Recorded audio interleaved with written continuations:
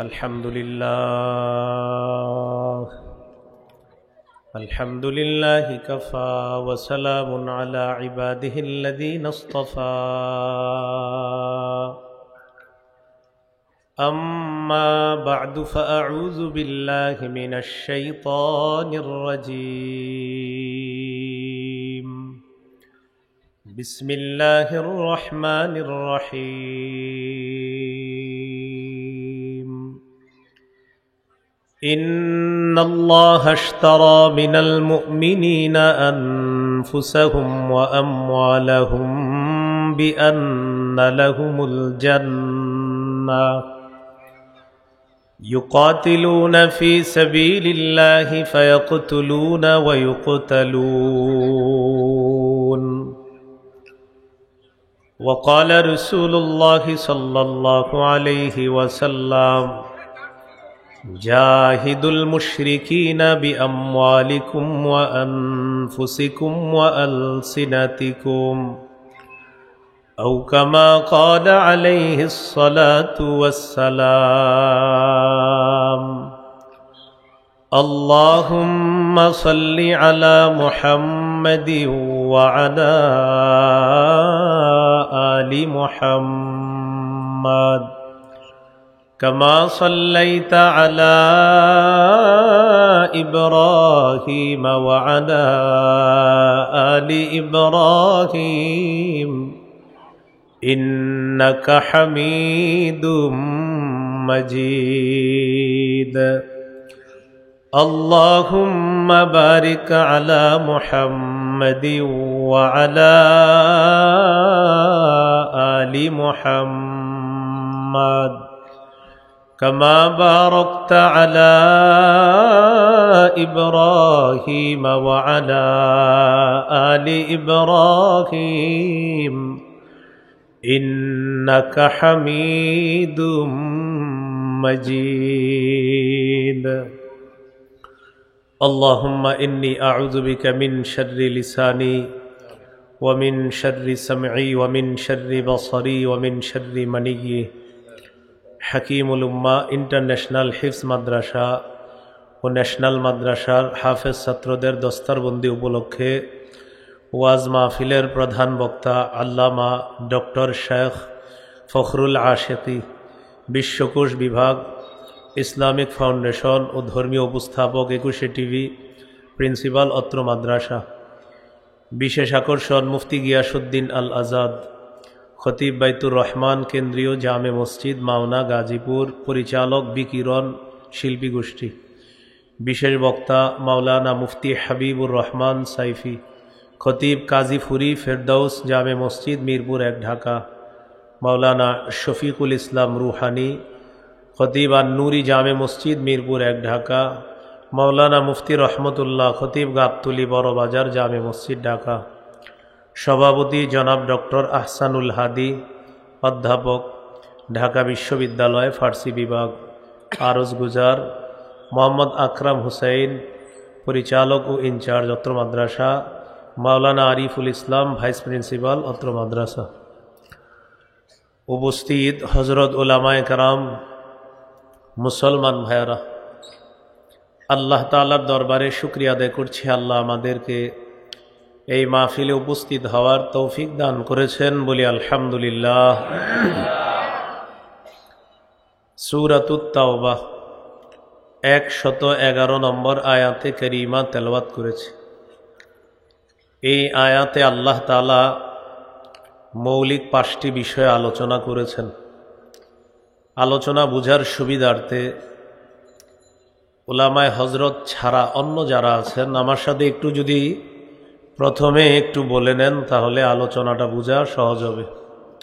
উলামায়ে হযরত তারা এমনি বুঝে, তাদের প্রয়োজন নাই। অন্য যারা আছে একটু বলি ক্রেতা, বিক্রেতা, দ্রব্য, মূল্য, বাজার। আবার ক্রেতা, বিক্রেতা, দ্রব্য, মূল্য, বাজার। ক্রেতা আল্লাহ, ক্রেতা আল্লাহ, বিক্রেতা মুমিনগণ, দ্রব্য জানমাল, মূল্য জান্নাত, বাজার জিহাদের ময়দান। ক্রেতা আল্লাহ, বিক্রেতা মুমিনগণ, দ্রব্য জানমাল, মূল্য জান্নাত, বাজার জিহাদের ময়দান।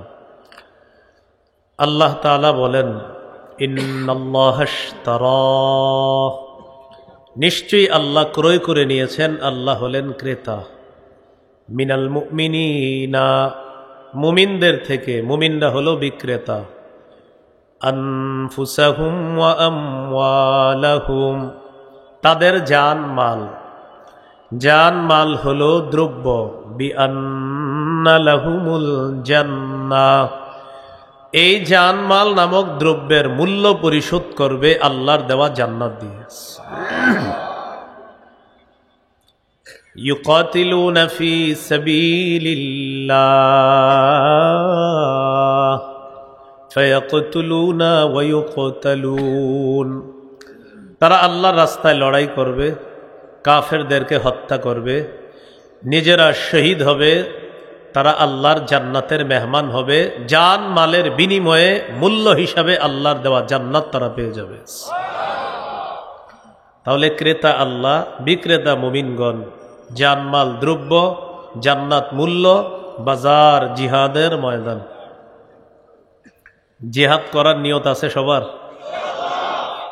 জিহাদের নিয়ত না থাকলে মুনাফিকে মৃত্যু হবে।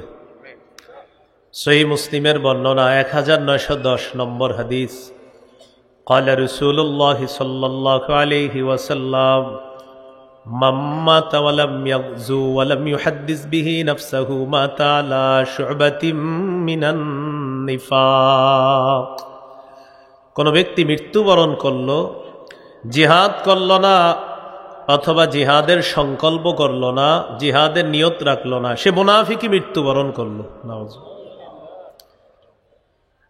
আবু দাউদের হাদিস 2504 নম্বর হাদিস, قال رسول الله صلى الله عليه وسلم جاهدوا المشركين بأموالكم وأنفسكم وألسنتكم, রাসূলুল্লাহ সাল্লাল্লাহু আলাইহি সাল্লাম বলেন, তোমরা মুশরিকদের বিরুদ্ধে লড়াই করো তোমাদের সম্পদ দিয়ে, তোমাদের জান দিয়ে, তোমাদের জবান দিয়ে।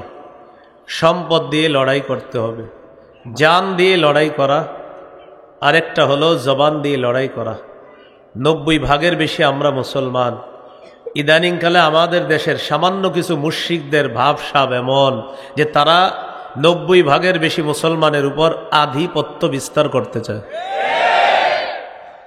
ইতিমধ্যে এদেশের মুসলমানগণ জানান দিয়েছে, তাদের মাঝে কিছু বিষয়ে সামান্য মতভেদ হতে পারে, থাকতে পারে, কিন্তু মুসলমানরা এদেশে যারা আছি আমরা, আমাদের মধ্যে মনোভেদ নাই, আমাদের মন এক, মতের অমিল কিছু হলেও আমাদের মনের অমিল নাই। ইতিমধ্যে এটা আমাদের প্রতিবেশী রাষ্ট্র ভালো করে বুঝতে পারছে।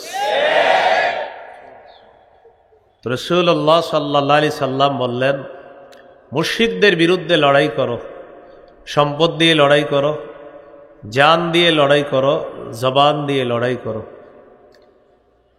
28 নম্বর পারা 11 নম্বর পৃষ্ঠা সূরাতুস সফফি 10 থেকে 13 নম্বর আয়াতে আল্লাহ বলেন, ইয়া আইয়ুহাল্লাযীনা আমানু হাল আদুল্লুকুম আলা তিজারা তুনজিকুম মিন আযাবিন আলীম, হে ঈমানদারগণ, আমি কি তোমাদেরকে এমন একটা ব্যবসা সম্পর্কে বলবো যে ব্যবসা তোমাদেরকে যন্ত্রণাদায়ক আযাব থেকে মুক্তি দিবে? সেই ব্যবসাটা কি? তুমিনুনা বিল্লাহ, তোমরা আল্লাহকে বিশ্বাস করবা, ওয়া রাসূলি, রাসূলকে বিশ্বাস করবা, ওয়া তুজাহিদুনা ফি সাবিলিল্লাহি বিআমওয়ালিকুম ওয়া আনফুসিকুম, তোমরা তোমাদের জানমাল নিয়ে আল্লাহর রাস্তায় লড়াই করবা। এটা হলো ব্যবসা। এই ব্যবসা যদি কেউ করতে পারে, এই ব্যবসা তাকে যন্ত্রণাদায়ক আযাব থেকে রক্ষা করবে। এটা 1 নাম্বার উপকার। 2 নাম্বার, যালিকুম খায়রুল লাকুম ইন কুনতুম তা'লামুন, তোমরা যদি জানতে এই ব্যবসা তোমাদের জন্য কল্যাণ। 3 নাম্বার উপকার, ইয়াগফির লাকুম যুনুবাকুম, আল্লাহ তোমাদের আগের সব গুনাহ মাফ করে দিবেন। 4 নাম্বার উপকার, ওয়ায়ুদখিলকুম জান্নাতিন তাজরি মিন তাহতিহাল আনহার, তোমাদেরকে এমন বাগানে প্রবেশ করাবেন যেই বাগানের তলদেশ দিয়ে নহর সমূহ প্রবাহিত হবে। 5 নাম্বার, ওয়া মাসাকিনা তাইয়িবাতান ফি জান্নাতি আদ, চিরস্থায়ী বসবাসের জান্নাতে তোমাদেরকে মনোভূত বাসস্থান আল্লাহ দান করবেন। যালিকাল ফাউজুল আযীম, আল্লাহ বলেন এটাই মহান সফলতা। 6 নাম্বার পুরস্কার, ওয়া উখরা তুহিব্বুনাহা, তোমাদের মনোভূত আরো পছন্দনীয় নেয়ামত আল্লাহ তোমাদেরকে দান করবেন, যেমন নাসরুম মিনাল্লাহ ওয়া ফাতহুন করিব, আল্লাহর পক্ষ থেকে সাহায্য দুনিয়াতেই তোমাদের কাছে আসবে আর আসন্ন বিজয় আল্লাহ তোমাদেরকে দান করবেন। তাহলে সংক্ষেপে একটু বুঝি। আল্লাহ বলেন এমন একটা ব্যবসার কথা বলবো যে ব্যবসাটার উপকারিতা কি। 1 নাম্বার, যন্ত্রণাদায়ক আযাব থেকে রক্ষা করবে। 2 নাম্বার, এই ব্যবসাটাই কল্যাণ। 3 নাম্বার, এই ব্যবসার কারণে অতীতের সব গুনাহ মাফ। 4 নাম্বার, এই ব্যবসার কারণে এমন জান্নাতে আল্লাহ প্রবেশ করাবেন যার তলদেশ দিয়ে নহর সমূহ প্রবাহিত হয়। 5 নাম্বার, এই ব্যবসার কারণে তোমাদেরকে মনোভূত বাসস্থান আল্লাহ দান করবেন। 6 নাম্বার, আল্লাহ তোমাদেরকে পছন্দনীয় আরো অনেক নেয়ামত দান করবেন। সেই ব্যবসা কি? আল্লাহ বলেন আল্লাহর প্রতি ঈমান রাখা, রসুলের প্রতি ঈমান রাখা, জান মাল নিয়ে আল্লাহর রাস্তায় লড়াই করলে এই উপকার আল্লাহ দান করবেন।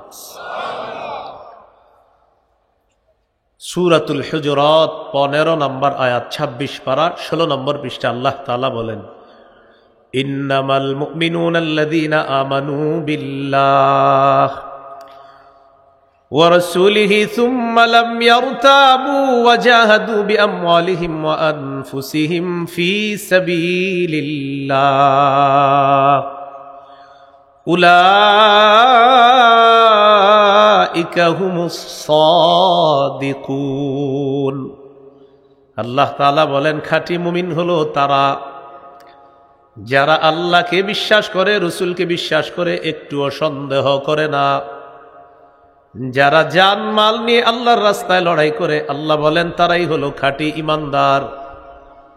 আমি আল্লাহ তাদেরকে খাঁটি সত্যবাদী বলে ঘোষণা করলাম। মনে রাখবেন, আল্লাহর প্রতি ঈমান, রসুলের প্রতি ঈমান, জান মাল নিয়ে আল্লাহর রাস্তায় জিহাদ করা, লড়াই করা, এই 3 গুণ যার মধ্যে সব সময় থাকবে, আল্লাহ বলেন সেই খাঁটি মুমিন। জিহাদের মানসিকতা সদা সর্বদা আমাদের মধ্যে লালন করতে হবে, ধারণ করতে হবে। এই নিয়ত রাখতে হবে, আমাদের দেশের বিজ্ঞ মুফতি সাহেবরা কখনো যদি জিহাদের ফতুয়া দেয় তো সবার আগে আমি ইনশাল্লাহ জিহাদে যাব, ইনশাআল্লাহ। এরকম নিয়ত রাখতে হবে ইনশাআল্লাহ।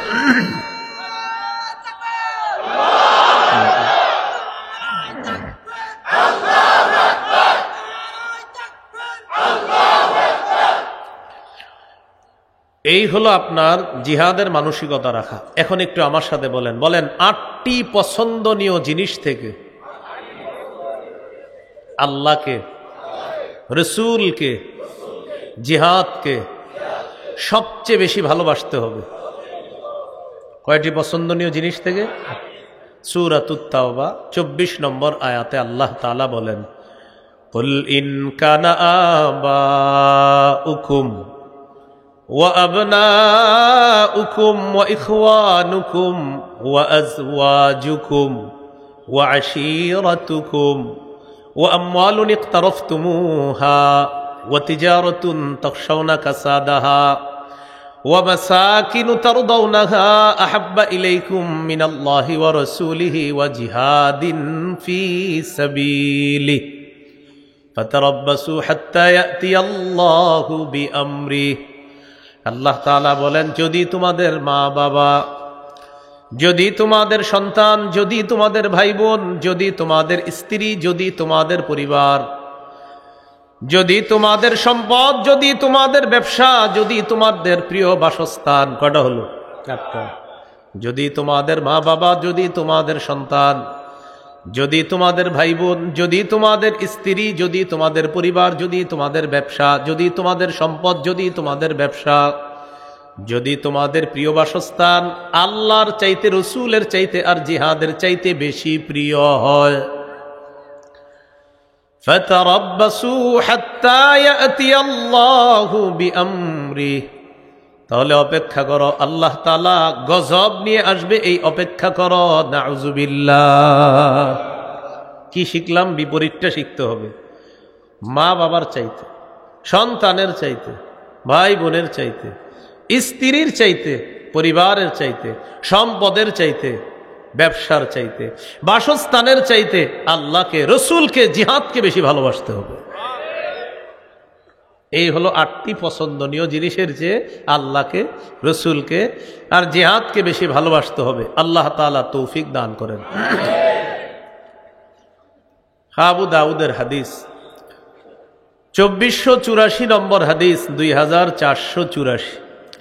قال رسول الله صلى الله عليه وسلم لا تزال طائفة من أمتي يقاتلون على الحق ظاهرين على من ناوأهم حتى يقاتل آخر أمتي المسيح الدجال।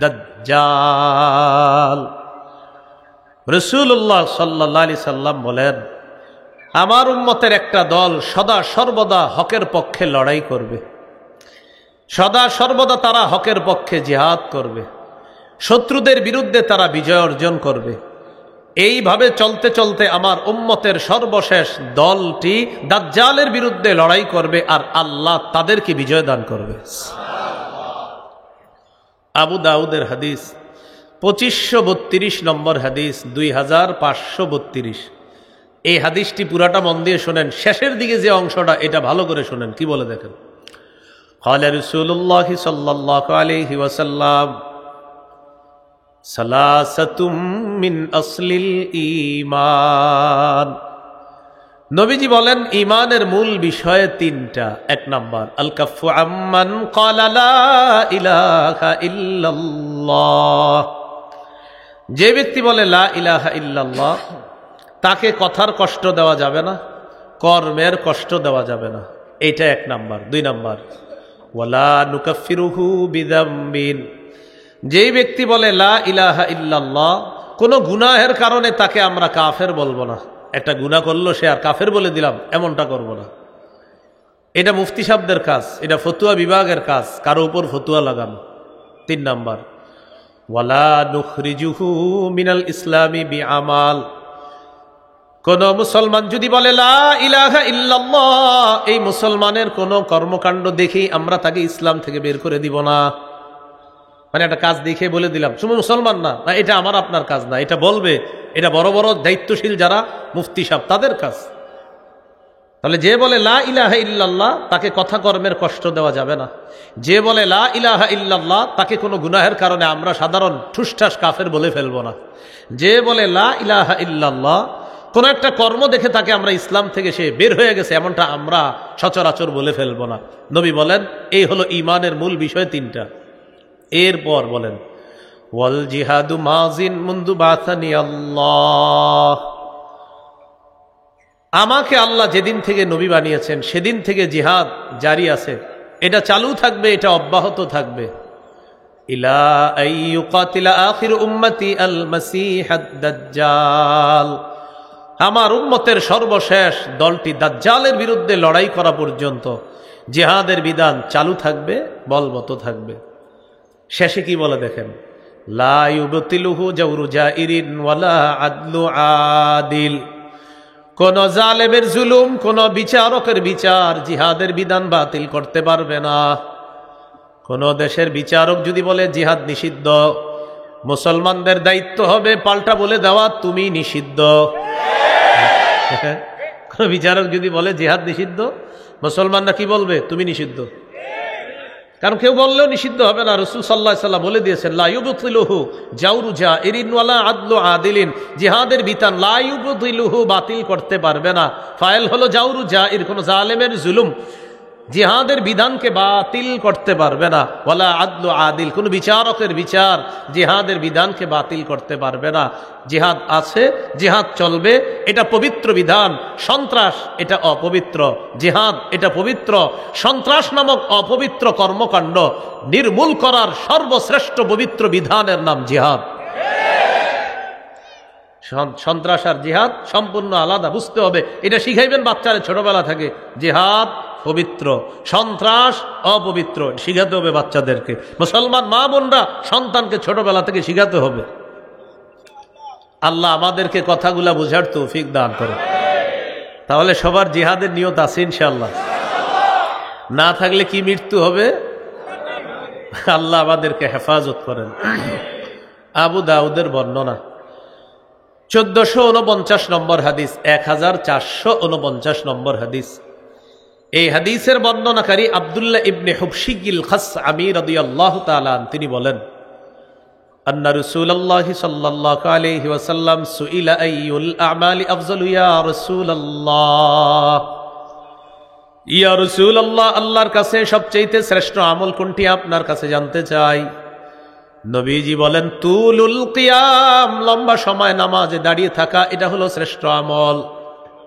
লম্বা সময় নামাজে দাঁড়িয়ে থাকা শ্রেষ্ঠ আমল। এই জন্য জোহরের আগে মসজিদে ঢুইকা যখন দেখবেন এখন নামাজের আছে আর 2 মিনিট, কয় মিনিট, এরপরে অনেকে দেখবেন আল্লাহু আকবার, জামাতের আছে 2 মিনিট, আল্লাহু আকবার বলে উনি 2 মিনিটে প্যাকেজ 4 রাকাত পরে আপনার বুঝাই দিবে, আমি বাপের বেটা 2 মিনিটে 4 রাকাত পারলে তুমি দেখাও। আপনাকে দেখাই দিবে 2 মিনিটে কয় রাকাত? দেখায়। 4 রাকাত পড়ার পর আবার তাসবিহও পড়বে, আস্তাগফিরুল্লাহ আস্তাগফিরুল্লাহ আস্তাগফিরুল্লাহ, এগুলা পড়ে আপনারা দেখাই দিবে। তো এইরকম করা যাবে না কিন্তু। হ্যাঁ, সুন্নত পড়তে পারেন নাই, বাস ফরজটা পড়েন, পড়ার পর 2 রাকাত সুন্নত পড়বেন, এরপর আগের বকেয়া 4 রাকাত ওই 2 রাকাত সুন্নত পড়ার পর পড়ে নেবেন। এইভাবে আমরা নামাজ সবচেয়ে ধীরস্থির ভাবে পড়ার চেষ্টা করব। আল্লাহ তৌফিক দান করেন। সহিহ বুখারীর বর্ণনা 757 নম্বর হাদিস। এক সাহাবীকে রাসূল সাল্লাল্লাহু আলাইহি সাল্লাম শিখিয়ে দিয়েছেন, 1 রাকাত নামাজ শিখিয়ে দিয়েছেন। দেওয়ার পর বললেন, এই 1 রাকাত তোমাকে শিখাইয়া দিলাম, এইভাবে তুমি সব নামাজ পড়বা, তাহলে এটার নাম হবে নামাজ। আল্লাহ তাআলা আমাদেরকে সর্বোচ্চ গুরুত্ব সহকারে ইসলামের শ্রেষ্ঠ বিধান নামাজটা যেন আমরা আদায় করতে পারি, আল্লাহ তৌফিক দান করেন। তো নবীজির প্রশ্ন করলেন, কোন ইবাদত শ্রেষ্ঠ? নবীজি বললেন, তুলুল কিয়াম, লম্বা সময় দাঁড়িয়ে থাকা। দেখেন, এটা শীতকাল চলতেছে, রাত্রে একটু তাহাজ্জুদ পড়ার চেষ্টা করবেন ইনশাআল্লাহ। হাদিসের একটা কিতাব আছে সহিহুত তারগীব, এই কিতাবের 630 নম্বর হাদিস। এই হাদিসের মধ্যে আসছে, রাজুলুন কামা ফি লাইলাতিন বারিদাতিন মিন ফিরাশিহি ওয়া লিহাফিহি ওয়া দিসারিহি ফাকামা সুম্মা তাওয়াদ্দা সুম্মা কামা ইলা সালাহ। এক ব্যক্তি প্রচন্ড শীতের রাত, ল্যাপ কম্বল বিছানা ছেড়ে উঠছে, ওঠার পর ওযু করছে, করার পর নামাজের মধ্যে দাঁড়িয়েছে। এই ব্যক্তিকে দেখে আল্লাহ তাআলা খুশিতে হাসতে থাকে। ফেরেশতাদেরকে আল্লাহ বলে, মা হামালা আবদি হাদা আলা মা সানাআ। আচ্ছা, আমার বান্দা যে এই শীতের রাতে নামাজে দাঁড়িয়েছে, কেন দাঁড়িয়েছে? তো ফেরেশতারা জবাব দেয়, রাজা মা ইনদাক ওয়া শাফকাতাম মিম্মা ইনদাক। আল্লাহ আপনার কাছ থেকে পাওয়ার আশায় আর আপনার আযাবের ভয়ে আপনার সামনে দাঁড়িয়েছে। আল্লাহ তাআলা বলেন, আতাইতুহু মা রাজা ওয়া আম্মানতুহু মিম্মা ইয়াখাফ। সে যে আশায় দাঁড়িয়েছে তোমরা সাক্ষী থাকো, আমি তাকে দিয়ে দিলাম। সে যে ভয়ে দাঁড়িয়েছে সাক্ষী থাকো, সেই ভয় থেকে আমি তাকে নিরাপত্তা দান করলাম। মাজমাউজ জাওয়ায়েদ 2 নম্বর খণ্ড 258 নম্বর পৃষ্ঠা। একজনের সুন্দরী স্ত্রী আছে আর নরম বিছানা আছে। ওয়াল্লাযী লাহু ইমরাআতুন হাসানাতুন ওয়া ফিরাশুন লাইয়িন। কারো সুন্দরী স্ত্রী আছে, নরম বিছানা আছে, রাত 3টা-4টা বাজে ঘুম ভাঙছে, ভাঙার পর দেখে স্ত্রী ঘুমায়, আশেপাশে বীরপুর 1 নম্বরের সব মানুষগুলা ঘুমায়। যদিও 1 নম্বরেও 3টা-4টাও আপনি অত ঘুমন্ত মানুষ পাবেন না, অনেক জাগ্রতও পাবেন। জাগ্রত পাবেন যাদেরকে, এদের অনেকে ভালো কাজে পাবেন, কিন্তু বেশিরভাগ যাদেরকে পাবেন সেই কাজটা যে কি কাজ আল্লাহ তাআলা ভালো জানেন। তো যাই হোক, এখন আপনি ওই টাইমে উঠলেন, ওঠার পর আপনি উজু করলেন, করার পর আপনি নামাজে দাঁড়াইলেন। ইউহিব্বু ওয়া ইয়াস্তাবশিরু ওয়া ইয়াদহাকু, পাশে সুন্দরী স্ত্রী, নরম বিছানা, আর এই ব্যক্তি তাহাজ্জুদে দাঁড়িয়ে গেছে। এই ব্যক্তিকে আল্লাহ ভালোবাসে, তার প্রতি আল্লাহ খুশি হয়, তাকে দেখে আল্লাহ হাসতে থাকে। তো সাহাবী প্রশ্ন করলেন, হুজুর আল্লাহর কাছে শ্রেষ্ঠ ইবাদত কোনটা? নবী বললেন, তুলুল কিয়াম, লম্বা সময় নামাজে দাঁড়িয়ে থাকা। কিলা ফাআইয়ুস সাদাকাতি আফযালু ইয়া রাসূলুল্লাহ, আল্লাহর কাছে সবচেয়ে শ্রেষ্ঠ সদকা কোনটা?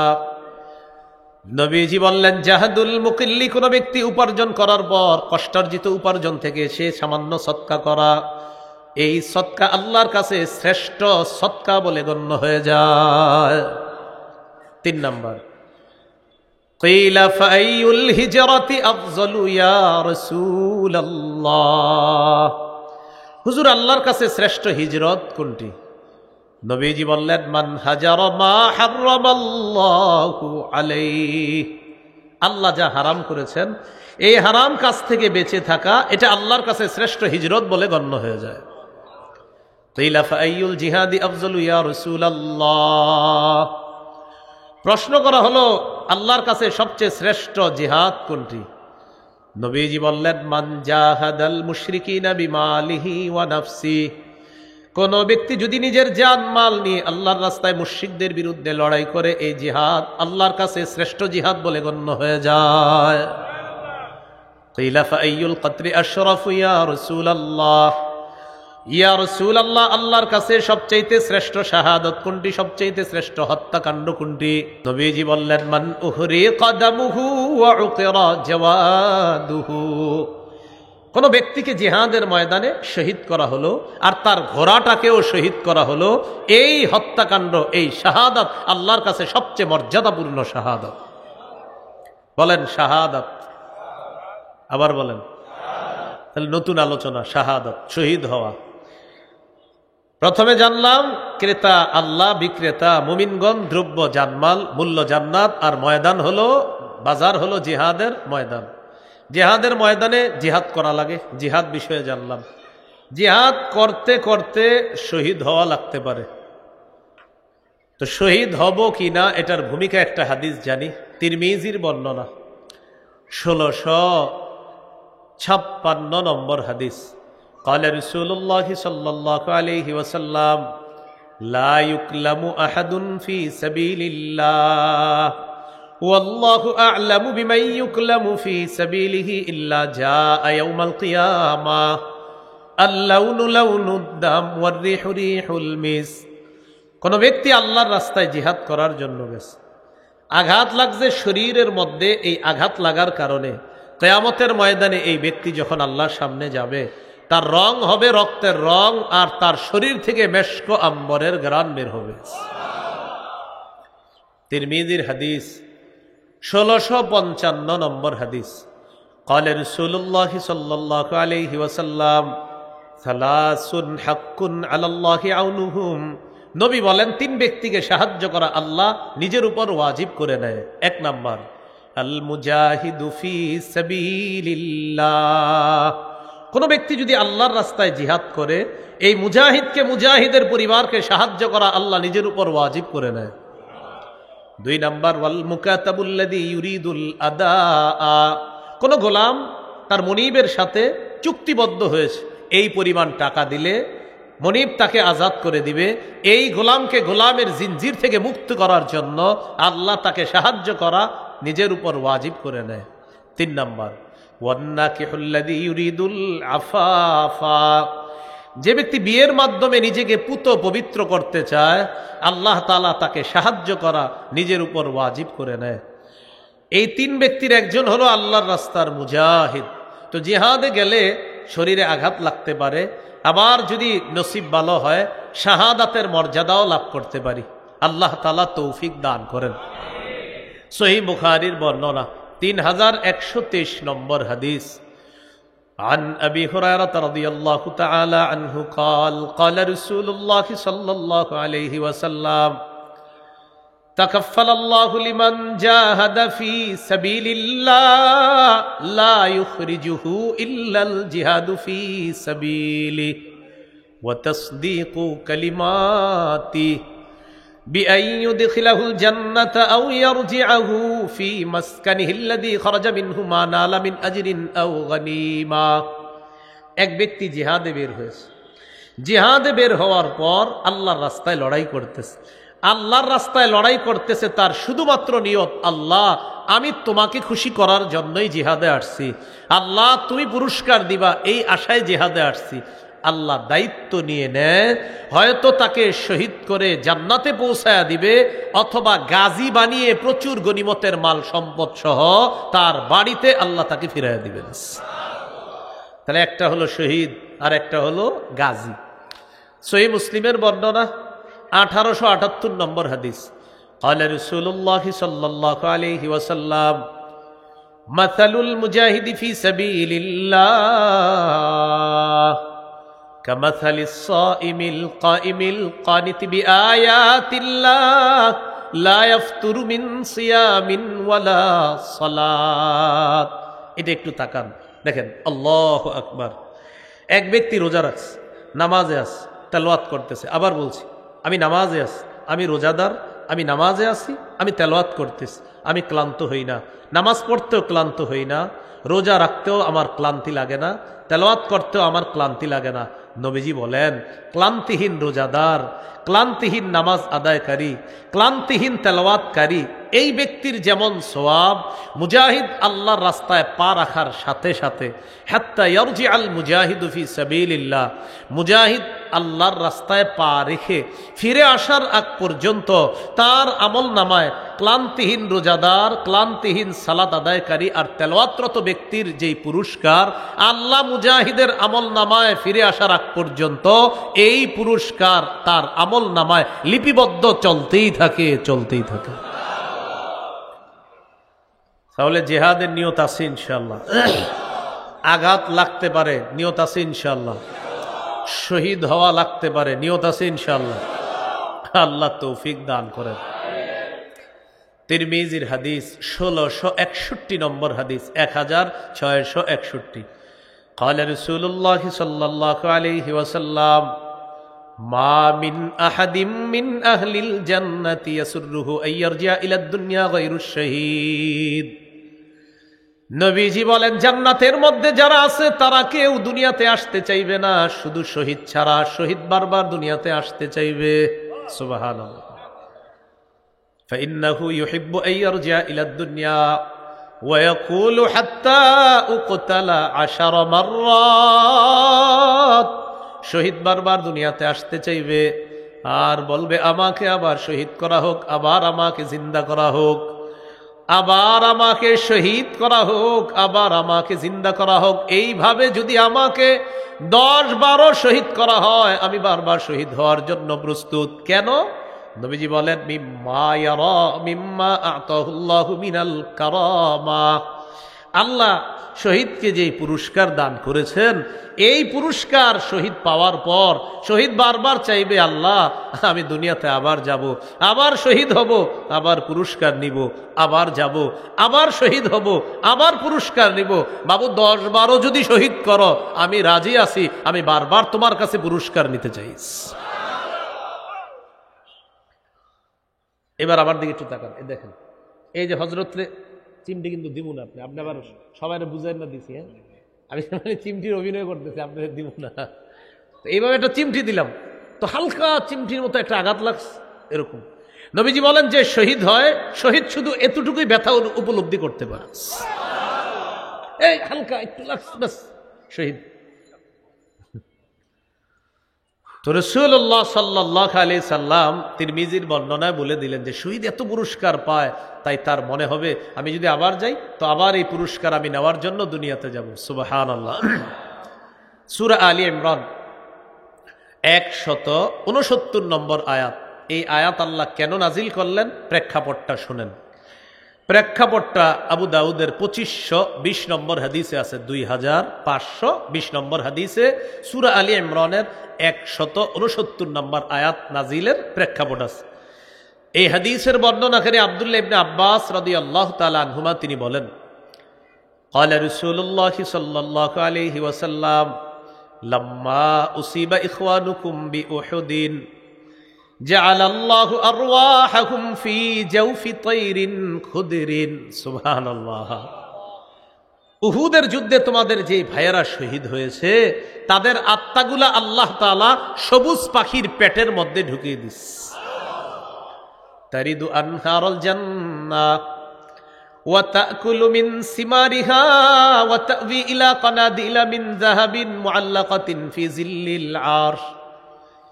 শহীদের আত্মাগুলা সবুজ পাখির মধ্যে দেওয়ার পর এই পাখিগুলা জান্নাতের নদী নালা ঝর্ণা এর উপর উড়ে বেড়ায় আর জান্নাতের ফলমূল খেয়ে বেড়ায়।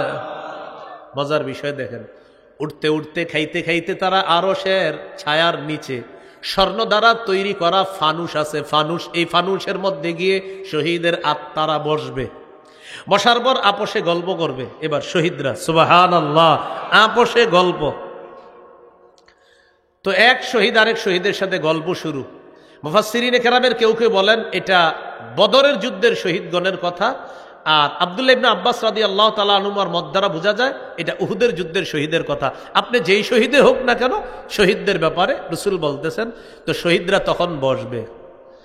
বসার পর ফালাম্মা ওয়াজাদু তিবা মাকালিহিম ওয়া মাশরাবিহিম ওয়া মাকিলিহিম, শহীদরা যখন তাদের মনোপুত খাদ্য, মনোপুত পানীয়, মনোপুত বাসস্থান পেল তখন এক শহীদ আরেক শহীদরে তারা বলা বলি করবে। কি বলবে দেখেন, মাইয়ুবাল্লিগু আন্না ইখওয়ানানা আন্না আহইয়াউন নুরজাকু। শহীদরা বলা বলি করবে, আচ্ছা আমাদের খবরগুলা দুনিয়াবাসীকে কে জানাতে পারবে যে আমরা জীবিত আর আমাদেরকে রিজিক দেওয়া হয়? শহীদরা বলা বলি করবে, আমরা যে জীবিত কথাটা জানাবে কে দুনিয়াতে? তো শহীদরা বলে, এটা কি দরকার জানানো? খালি আল্লাহ ইয়াজহাদু ফিল জিহাদি ওয়ালা ইয়ানকুলু ইনদাল হার, যাতে আমাদের দুনিয়ার জীবিত ভাইয়েরা জিহাদের প্রতি অনাগ্রহ না দেখায়, জিহাদের সময় যেন তারা অলসতা না করে। তাই আমাদের খবরটা দুনিয়ায় আমাদের ভাইদেরকে জানানো দরকার। কে জানাইতে পারবে? আল্লাহ তাআলা জবাব দিচ্ছেন, আনা উবাল্লিগু হুম আনকুম, আমি তোমাদের বিষয়টা দুনিয়ার মানুষদের কাছে পৌঁছে দিব। তখন আল্লাহ তাআলা সূরা আলী ইমরানের 169 নম্বর আয়াত নাজিল করলেন, ওয়ালা তাহসাবান্নাল্লাযীনা কুতিলু ফী সাবিলিল্লাহি আমওয়াতা। 4 পারা 11 নম্বর পৃষ্ঠা হাফিজি কোরআন মাজিদ অনুযায়ী সূরা আলী ইমরান 169 নম্বর আয়াতে আল্লাহ বলেন, ওয়ালা তাহসাবান্নাল্লাযীনা কুতিলু ফী সাবিলিল্লাহি আমওয়াতা। যারা আল্লাহর রাস্তায় শহীদ হয়ে গেছে, যারা আল্লাহর রাস্তায় শহীদ হয় তাদেরকে মৃত বলো না, বাল আহইয়াউন ইনদা রাব্বিহিম ইউরযাকুন, তারা জীবিত, তাদেরকে তাদের রবের কাছে পুরস্কার দেওয়া হয়। মাজার মসজিদের মুয়াজ্জিন সাহেবরে চিনেন? হাফেজ মাওলানা এমদাদুল ইসলাম সাহেব না? এখনো আছে? এখন সানি ইমাম সাহেব, ওনার একটা গজল আছে দেখবেন, মুজাহিদ হয় শহীদ মরে যায় না, তোমরা তাদেরকে মৃত বলো না। এরকম অনেক আগে আমরা ক্যাসেটে শুনছি, মুজাহিদ হয় শহীদ মরে যায় না, তোমরা তাদেরকে মৃত বলো না। ওনার একটা এরকম গজল ছিল, আগে উনি সুন্দর সুন্দর গজল গাইতেন। তো যাই হোক, আচ্ছা আচ্ছা, এখনো গজল গায়। তো এখন সানি ইমাম, এখন ইমাম সাহেব। তো হজরতের এই গজলটা দেখবেন, উনি সুন্দর কথা বলছে, মুজাহিদ হয় শহীদ মরে যায় না, তোমরা তাদের কবু মৃত বলো না। আমার পুরাপুরি বাংলাটা মনে নেই, বাকি এরকম এই বিষয়বস্তু। তো দেখবেন চমৎকার গাইছে গজলটা। তো বাস্তব কথা, সূরা আলী ইমরানের 169 নম্বর আয়াতে আল্লাহ বলেন, ওয়ালা তাহসাবান্নাল্লাযীনা কুতিলু ফী সাবিলিল্লাহি আমওয়াতা, যারা আল্লাহর রাস্তায় শহীদ হয় তাদেরকে মৃত মনে করো না, তাদেরকে মৃত বলবা না। এখানে তাহসাবান্না সূরা বাকারায় আছে, ওয়ালা তাকুলু লিমান ইউকতালু ফী সাবিলিল্লাহি আমওয়াত, যারা আল্লাহর রাস্তায় শহীদ হয় তাদেরকে মৃত বলো না। সূরা আলী ইমরানে আছে মৃত মনে করো না, আর সূরা বাকারায় আছে তাদেরকে মৃত বলো না। বাল আহইয়াউন, সূরা বাকারা আছে ওয়ালাকিন লা তাশউরুন, তোমরা বুঝো না তারা যে জীবিত। আর সূরা আলী ইমরানে আছে তারা জীবিত, শুধু জীবিতই না, তাদেরকে আল্লাহর কাছে রিজিক দেওয়া হয়। ফারিহিনা বিমা আতাহুমুল্লাহু মিন ফাদলিহি, আল্লাহ তাদেরকে যে পুরস্কার দান করেছেন এই পুরস্কার নিয়ে তারা সন্তুষ্ট, তারা আনন্দিত, তারা উল্লাসিত। সুবহানাল্লাহ। শহীদরা এমন কি পুরস্কার পায় যে পুরস্কার পেয়ে তারা এত আনন্দিত? একটা স্যাম্পল শোনেন, পুরাপুরি কিন্তু নবী বলে নাই যে আল্লাহ যে কি পুরস্কার দিবে এটা শহীদরা পাওয়ার কারণে বারবার মনে হবে দুনিয়াতে যাব, আবার জিন্দা হবো, আবার শহীদ হবো, এটা নবী বললেন। এরপরে নবীজি সাল্লাল্লাহু আলাইহি সাল্লাম কিছু পুরস্কারের কথা আমাদেরকে জানাইছে। তিরমিজির হাদিস 1663 নম্বর হাদিস। এই হাদিসে 6টা পুরস্কারের কথা আছে, যদি পারেন একটু মনে রাখার চেষ্টা করবেন। ক্বালা রাসূলুল্লাহ সাল্লাল্লাহু আলাইহি ওয়াসাল্লাম লিশ-শাহীদি ইনদাল্লাহি সিত্তু খিসাল, নবীজি বলেন আল্লাহর কাছে শহীদের স্পেশাল 6টা মর্যাদা, 6টা পুরস্কার। কয়টা? 1 নাম্বার, ইগফারু লাহু ফি আউয়ালি দাফআতিন ওয়া ইউরা মাকআদুহু মিনাল জান্নাহ, শহীদের শরীরের রক্তের প্রথম ফোঁটাটা পরে আগের সবগুলা গুনাহ মাফ হয়ে যায়, আর ওই মুহূর্তে জান্নাতে তার আসনটা তাকে দেখানো হয়। আমি আপনাদেরকে আমার দেশের মতো বুঝাই দিই, দেখেন মানে সহজভাবে বুঝাই দিই, বাঙালি মানুষ বুঝাই দিই। যে শহীদ মরতেছে, রক্তের ফোঁটাটা পড়তেছে, আল্লাহ তো জানে যে তিনি শহীদ হবে, আগের গুনাহ মাফ, আর জান্নাতের আসনটা দেখানো হয়। মানে এই শহীদ শোনো, এই তুমি এই যে শহীদ হবা, তুমি শহীদ হবা আর এখানে থাকবা, শহীদ হবা এখানে থাকবা, এখানে থাকবা, এটা দেখানো। এবার বুঝছেন সবাই? তো এটা হলো প্রথম পুরস্কার, ইগফারু লাহু ফি আউয়ালি দাফআতিন ওয়া ইউরা মাকআদুহু মিনাল জান্নাহ, প্রথম ফোঁটাটা পড়ার সাথে সাথে আগের সব গুনাহ মাফ, আর ওই মুহূর্তে জান্নাতে তার আসনটা তাকে দেখানো হয়। 2 নাম্বার, ওয়া ইউজারু মিন আযাবিল কবরি, আমরা যে তাকে কবর দিব, কবরের আযাব থেকে তাকে নিরাপত্তা দেওয়া হয়। 3 নাম্বার, ওয়া ইয়ামানু মিনাল ফাজাইল আকবার, কিয়ামতের ময়দানের বিভীষিকাময় মুহূর্ত, জাহান্নামের আযাব থেকে সে নিরাপত্তা লাভ করবে। 4 নাম্বার, ওয়ায়ুদউ আলা রাসিহি তাজুল ওয়াকারিল ইয়াকুতাতু মিনহা খায়রুম মিনাদ দুনিয়া ওয়া মা ফিহা, জান্নাতের মরমর পাথর খচিত মুকুট শহীদের মাথায় পরিয়ে দেওয়া হবে। এই মরমর পাথরের দাম কত? দুনিয়ার মধ্যে যা কিছু আছে এর চাইতে আরো দামি। 5 নাম্বার, 5 নাম্বারটা কি বলবো? সবাই বলেন, জোরে বলেন। ওয়ায়ুযাওয়াজু সিনতাইনি ওয়া সাবঈনা যাওজাতাম মিনাল হুরিল ঈন, 72 জন হুরকে শহীদের সাথে বিয়ে দেওয়া হবে। কয়জন হুর? 72 জন। 6 নাম্বার, ওয়ায়ুশাফাউ ফি সাবঈনা মিন আকারিবিহি, শহীদের নিকট আত্মীয়দের মধ্যে কমপক্ষে 70 জনের ব্যাপারে তার সুপারিশ গ্রহণ করা হবে, আল্লাহর কাছে গ্রহণ করা হবে, তার সুপারিশ গৃহীত হবে 70 জনের ব্যাপারে। এই 6টা পুরস্কার। এই জন্য রাসূলুল্লাহ সাল্লাল্লাহু আলাইহি সাল্লাম বলেন, সহিহ বুখারী 2797 নম্বর হাদিস, قال رسول الله صلى الله عليه وسلم والذي نفسي بيده لوددت أني أقتل في سبيل الله ثم أحيا ثم أقتل ثم أحيا ثم أقتل ثم أحيا ثم أقتل ثم أحيا ثم أقتل। নবীজি বলেন, আল্লাহর কসম আমার মন চায় আমি শহীদ হব, আবার আমাকে জিন্দা করা হবে, আবার শহীদ হব, আবার আমাকে জিন্দা করা হবে, আবার শহীদ হব, আবার আমাকে জিন্দা করা হবে। হাদিসের ভাষ্য অনুযায়ী বোঝা যায় নবী চান আমাকে যতবার শহীদ করা হবে আমি চাই ততবার আবার জিন্দা করা হোক, আবার শহীদ করা হোক। তাহলে শহীদ হওয়ার নিয়ত আছে ইনশাআল্লাহ। তা 3টা আলোচনা শিখলাম এই পর্যন্ত। কয়টা? 1 নাম্বার বাজার, জিহাদের ময়দান। 2 নাম্বার জিহাদ, 3 নাম্বার শহীদ। জিহাদের ময়দানে নেতৃত্ব দেওয়ার জন্য একজন আমির লাগবে। কি লাগবে? হ্যাঁ বলেন, আল্লাহ। এমন একজন শাসক দিয়ে দেন, যেই শাসক দেশ পরিচালনা করবে, পাশাপাশি জিহাদেরও নেতৃত্ব দিবে। এমন একজন শাসক আল্লাহর কাছে চাইতে হবে। সূরা হজের 41 নম্বর আয়াতে আল্লাহ বলেন, আল্লাযীনা ইম্মাক্কান্নাহুম ফিল আরদি আকামুস সালাহ ওয়া আতাউয যাকাহ ওয়া আমারু বিল মা'রুফি ওয়া নাহাউ আনিল মুনকার। আল্লাহ তাআলা বলেন, যাদেরকে আমি জমিনের শাসন ক্ষমতায় বসাই তাদের কাজ হবে চারটা। 1 নাম্বার নামাজ কায়েম করবে, 2 নাম্বার যাকাতের বিধান চালু করবে, 3 নাম্বার নেক কাজের আদেশ করবে, সৎ কাজের আদেশ করবে, 4 নাম্বার অসৎ কাজ থেকে নিষেধ করবে। আমরা বারবার ঘুরিয়ে ফিরে যাদেরকে বসাই তাদের মধ্যে এই চারটা নাই। কি ঠিক? কি ঠিক? আপনারাই তো আবার এটা গিয়ে করেন। হ্যাঁ, এটাও ঠিক, সবই ঠিক। এবার সিদ্ধান্ত নিতে হবে, আর ভুল করা যাবে না। ইসলামী মাইন্ডের যারা আমরা আছি, আমাদের এবার যদি ভুল হয়ে যায় আগামী 50 বছর আর চান্স পাওয়া যাবে না। এটা একটা সুযোগ চলতেছে। এই জন্য এই সুযোগ, আমি ছোট, কম বয়স আমার এখনো, আমি ছোট মানুষ হিসাবে বলছি, কেন জানে আমার মনে হচ্ছে এই সুযোগ হাতছাড়া হলে আল্লাহ জানে আর 50 বছরে পাওয়া যায় কিনা।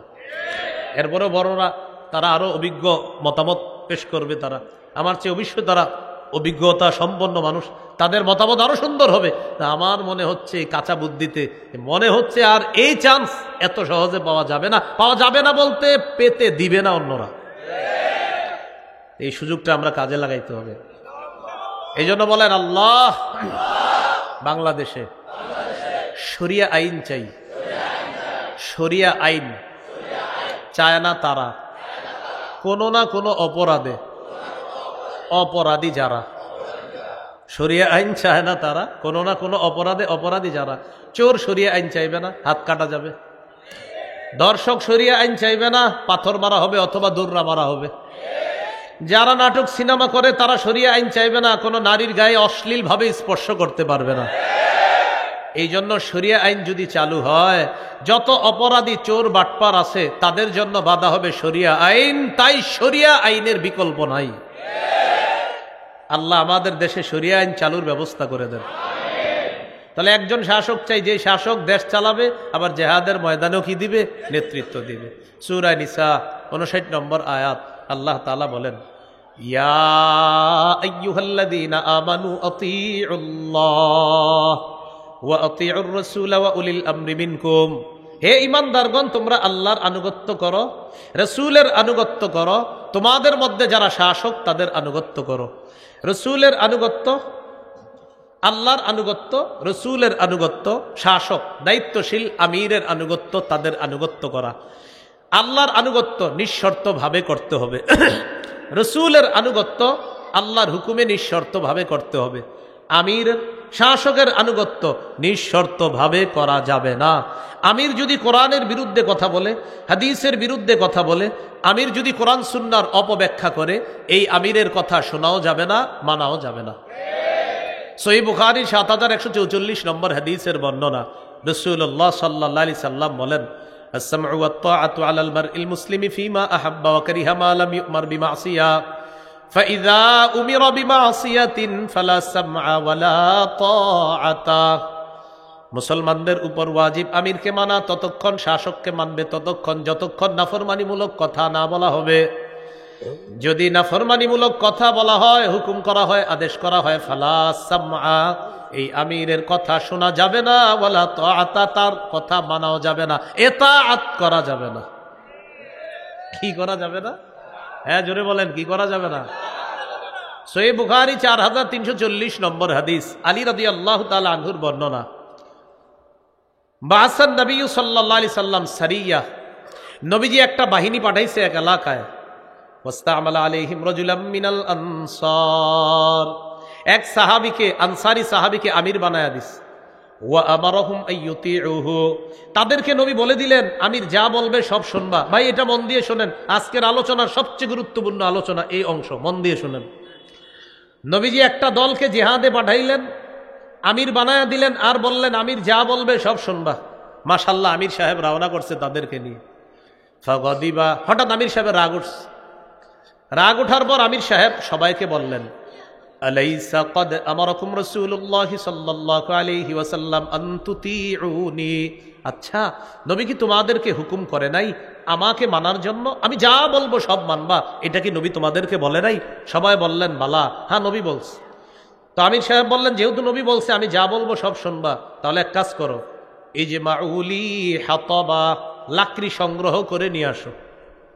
ফাজামাউলা, লাকড়ি সংগ্রহ করে এনেছে। এবার আমির সাহেব বললেন আউকিদুহা নারা, লাকড়ির মধ্যে আগুন লাগায়া দাও। ফাউকাদুহা নারা, লাকড়িতে আগুন লাগায়া দিস।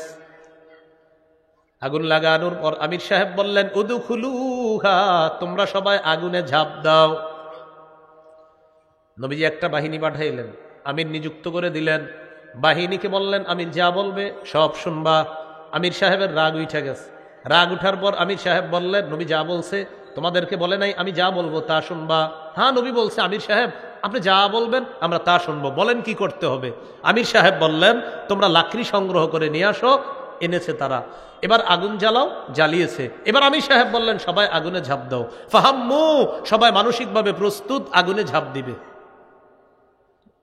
ঝাঁপ দেওয়ার আগে একজন আরেকজন এইভাবে ধরে। ফাজা আলা ইউমসিকু বাদুহুম বাদ, একজন আরেকজনকে এই আসলে লাভ দিমু, এই আসলে লাভ দিমু, একজন আরেকজন, মানে একজন আরেকজনকে বলতেছে। কেন? আমির সাহেব না বলছে লাভ দিতে? আরে ফাররনা মিনান নার ইলা রাসূলিল্লাহ সাল্লাল্লাহু আলাইহি ওয়াসাল্লাম, আরে আগুন থেকে বাঁচার জন্যই তো নবীর কাছে আসলাম, তার কাছে হাত রেখে বায়াত হলাম, মুসলমান হলাম, এটা আগুন থেকে বাঁচার জন্য। সেই নবী আমিরের কথা মানতে গিয়ে আগুনে ঝাঁপ দিতে বলবে, এটা কেমন জানি লাগতেছে। আসলে ঝাঁপ দিমু তো দিমু কি দিমু না, দিমু কি দিমু না করতে করতে হাত্তা খামাদাতিন নার, আগুন নিভে গেছে। বলেন আলহামদুলিল্লাহ।